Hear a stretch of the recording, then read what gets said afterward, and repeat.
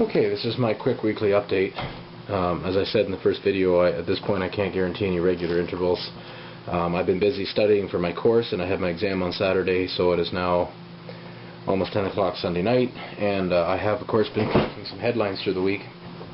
But to begin this, as I said, I would mention a few things from the market that I feel are significant, things that I personally watch as an indicator, see how things are going. The Dow Jones ended down this week at 8,109 points. Oil also ended down at $59.89 a barrel. Gold is also at $912 an ounce. Silver was $12.65. Now, I also said I was going to start mentioning some food prices, as I feel they are very relevant to the economy, and most people don't pay much attention to that. The one thing I'm having a hard time figuring out here is how they're pricing it. On the site that I'm using, corn is priced in cents per bushel. I don't know why. I've never seen it quite done that way, but anyways, they're saying it's 338 cents per bushel closed this week, and hogs are cents per pound. I'm going to try and find a better site that's a little more easier to understand price-wise, but anyways, it is 63.6 cents per pound. The euro is $1.39 American, and the Canadian ended at 86.13 cents to the dollar American. Okay, so let's see here. Jobs report. This week, at the end of the week, there were 9 jobs available, which of course really only means 3.5, because as I go through a few of these, you'll see what type of jobs we're talking about. A food preparer for a pizza shop, part-time retail. There's a professional job here for a mathematics teacher. There's another one for a science teacher. And there are 4 that are commissioned salespeople for retail, and I have no idea what they're selling. It's some marketing incorporated, so it could be anything. Again, to me, that's not a real job. I mean, it could be, but there's a lot of these kind of things I find that pop up in recessions and whatnot. There's another part-time job, by the looks of it, as a cashier, and then there is one that I would consider to be something that would be feasible for someone to live on, yet it's only offering $10 an hour in here, which is minimum wage. For 30 hours a week, it's a shift manager at a fast food restaurant. So those are your choices. As I said, normally there would be, I think it was high as actually maybe 30, actually it was 50. It says right here there would be 50 jobs per page, and there was always 2 to 3 and sometimes even as high as 4 pages of jobs, and that was regular, typical. Okay, so we'll move on to some headlines. You know, I find the headlines really interesting.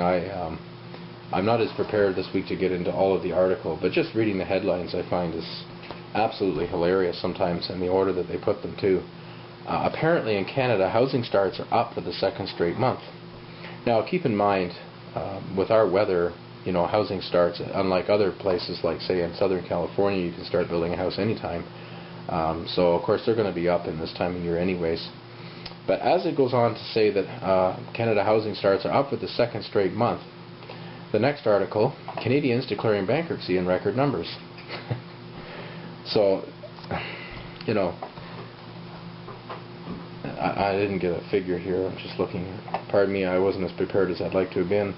But apparently in 2008, there was 116,000 Canadians that declared bankruptcy, and that number has since looked to be as high as 160,000, with rising unemployment rates and all that type of thing that carries on. The other thing that I was quite concerned with myself, as I'm doing a little bit of the Canadian section for local news here, is the Canadian deficit. People may not know that much like the United States, typically Canada was running deficit for years, and our debt was accumulating. Back in the 90s, the Liberal government decided it was time to start balancing the books, and I believe, if I'm not mistaken, it was around 1996 they actually balanced their first budget, and they've had a surplus pretty well ever since.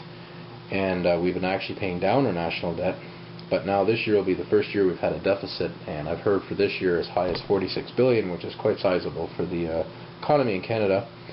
But I've got this headline here: deficit predicted to hit $155.9 billion over the next 5 years. You know, that's pretty big, and over the next 5 years, so that'll put us around, you know, 2014, 2015, and around that range, just in time to begin to start balancing it in time for the next business cycle and another recession to hit. So we'll see how that goes. I mean, if they can predict that for 5 years, 3 years ago they were predicting all kinds of good things. So how can they predict anything? And yet, with all this, with all of the budget spending and lack of tax revenue from various sources, such as anything else, typical employment taxes to our GST collection and our tar sands that we get, and gas tax from lower gas prices recently, a lot of lost revenue there. And but yet, with all these stimulus packages that they've been offering and everything else, with all that, next headline comes along. Parliamentary Budget Officer says no sign of stimulus having any effect on the economy. And I'll tell you, the construction that they're doing around here, on the roads and all this stuff that they're trying for stimulus, if anything, it's more of a nuisance than anything else. We've been having to, I'll give you a small example of this. They've had this one section of highway closed off that we quite frequently cross, and they've had it closed for a few weeks, and that causes us to have to drive further all the way around. So if anything, it's costing me more money, to drive and more time. Anyways, with all that aside, I haven't got any basket of goods set up at this point or anything yet. I hope to start that soon as far as our inflation watch for grocery price. But I will say, I was out shop with my friend Tim there, the flooring guy, today. We were just walking around and looking at some old cars and whatever. And one thing he did mention to me, that he had found an old coffee can from, I guess about a year ago or something upstairs that had never been opened yet, that was in their pantry, I should say.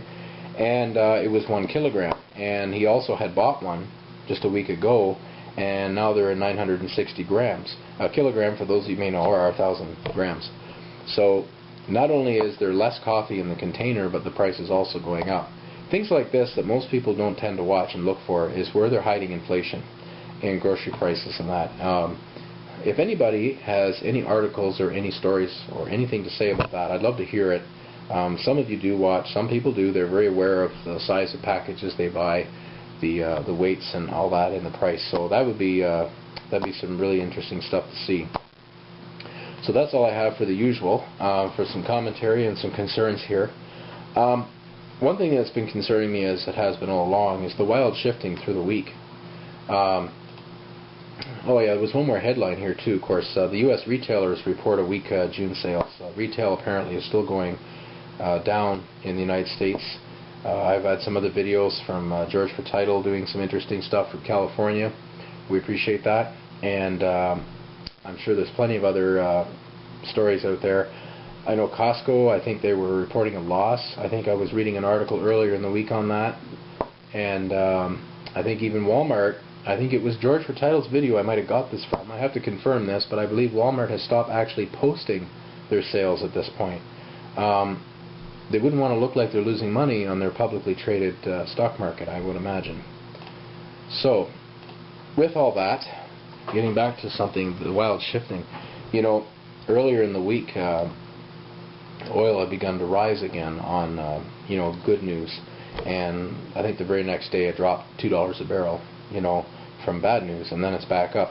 And everything's all over the place, as I've said in a few other videos. So I think the markets, more than ever, are becoming quite emotional and erratic. And that's a concern, because stability is probably somebody's biggest ally in times like this. Local real estate in my general area, reduced, and more reduced. I would say at least 3 out of 5 signs that I see on lawns have reduced stickers on them.